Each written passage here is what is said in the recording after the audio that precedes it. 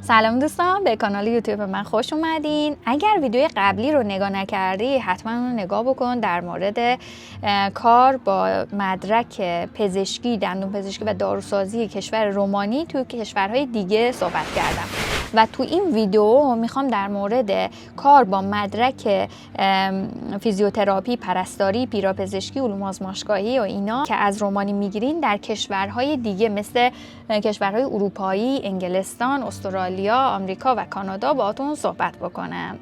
پس تا آخر ویدیو با من همراه باشین. مدرک پیراپزشکی که از کشور رومانی میگیرین توی خیلی از کشورهای اروپایی و حتی انگلستان قابل ارزیابیه، ولی باید زبان اون کشور رو یاد بگیرین و اینکه تو بعضی از دوره‌ها یا آزمون‌ها شرکت بکنین. بستگی داره کدوم کشور رو انتخاب بکنین. الان کشور به کشور با هم دیگه بررسی می‌کنیم. اولین کشور آلمان هستش که همونطور که میگم به پرستار، فیزیوتراپ خیلی نیاز داره.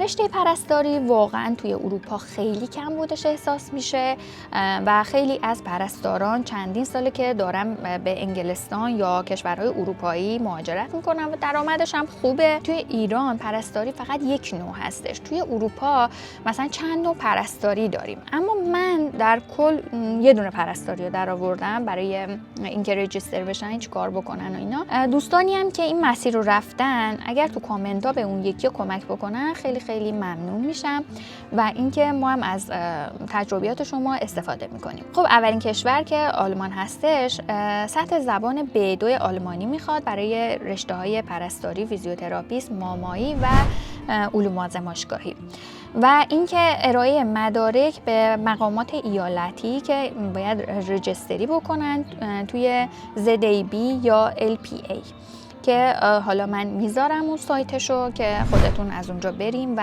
اینا رو نگاه بکنین که کجا باید رجیستر بکنین، آزمون چی باید بدین.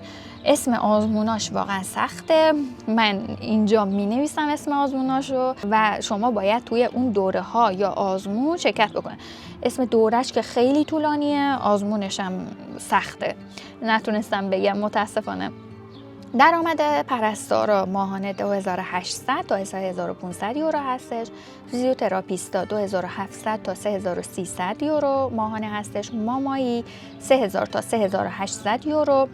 علوم آزمایشگاهی 2500 تا 3200 یورو هستش و منبعش هم من میذارم، سایتش رو میذارم، از اونجا بریم و نگاه بکنیم. در مورد کشور استرالیا زبان آیلتس آکادمیک 7 یا OET همون در حد B میخواد و پرستاریا باید رجیستر بکنن در AHPRA و معادل سازی بکنن از طریق ANMAC و فیزیوتراپ ها ارزیابی توسط APC.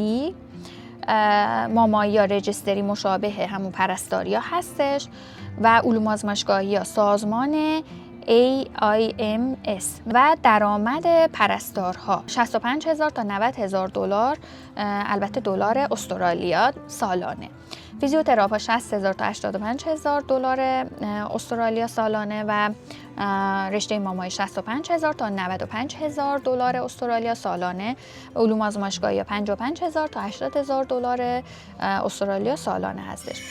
برای آمریکا تافل یا آیلتس نیازه. برای پرستاریان از امتحان CGFNS و NCLEX RN باید این آزمونا رو بگذرونن و فیزیوتراپ ها آزمون NPTE به اضافه FSPPT.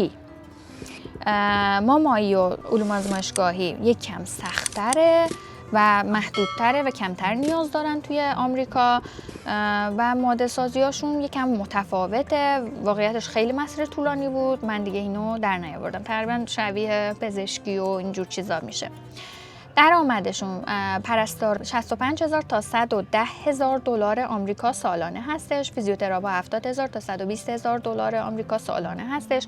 مامایی 80000 تا 120000 دلار سالانه هستش. علوم آزمایشگاهی 55000 تا 85000 دلار سالانه هستش. من برای منابع پرستاری و فیزیوتراپی اون سایت هاشو میذارم توی دیسکریپشن. انگلستان زبان آیلتس باید باشه، آکادمیک خودشم یا OET. پرستاریا رجیستری در NMC و آزمون CBT و OSCE. فیزیوتراپیا باید آزمون HCPC رو بدن و ریجستر کنن همچنین توی HCPC. مامایا مثل همون پرستاریا که رجیستری در NMC و آزمون CBT و OSCE. علوم آزمایشگاهی ها رجیستری در HCPC با نام بایومدیکال ساینتیست برای علوم آزمایشگاهی هستش.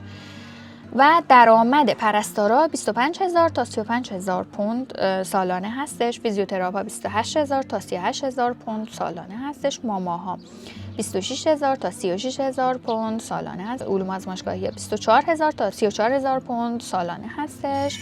در مورد کانادا زبان آیلتس آکادمیک یا CEL باند برای پرستاری نیازه.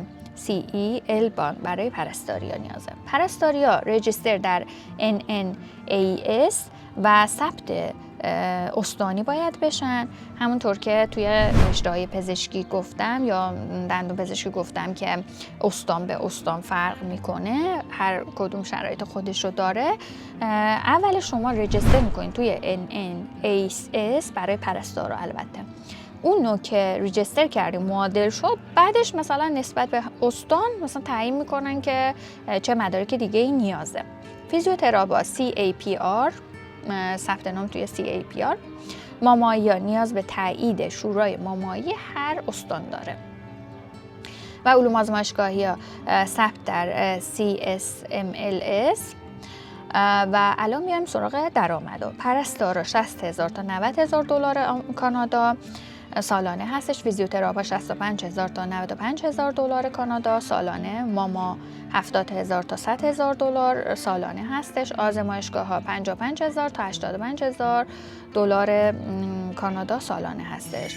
کشورهایی مثل کشورهای اسکاندیناوی که سوئد و نروژ و فنلاند هستش، باید زبان کشور مقصد رو در حد C1 یاد بگیرین و در نهادهای رسمی مثل سوشیال استریلسن در سوئد ثبت نام بکنین. رشته ها مثل پرستاری و مامایی بیشتر مورد نیازن توی این کشور و واقعا خیلی نیازه. من احتمالش هستش یه ویدیو مختص سوئد رو بذارم، چون که نیاز به پرستاری خیلی خیلی شدیده، برای پزشک خیلی خیلی شدیده این کشور.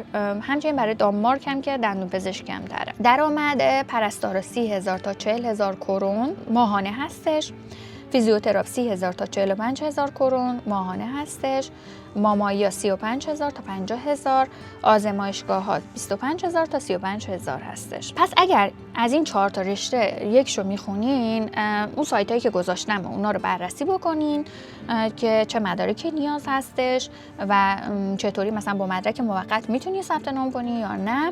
مدارک رو مثلا ترجمه بکنین، مراحل رجیستری رو پاس بکنین. حتما این سایت‌ها رو براتون معرفی کردم توی قسمت دیسکریپشن، دقت بکنین. امیدوارم که به دردتون بخوره. اگر سوالی داشتین قسمت کامنت ها ازم بپرسین تا اون جایی که اطلاعات داشته باشم و اطلاعات رو پیدا بکنم جواب کامنتاتون رو میدم. سایت های رسمی هر کشور رو هم بررسی بکنین که مثلا میگم وزارت علوم هر کشور متفاوته، وزارت سنجش و نمیدونم اینا همشون متفاوته، اونا رو چک بکنین. امیدوارم دوستان این ویدیو براتون مفید باشه و اگر این ویدیو براتون مفید بود لطفاً لایک کنین و کانالمو سابسکرایب کنین. خیلی خوشحال میشم. تا ویدیو بعدی، خدا نگهدار.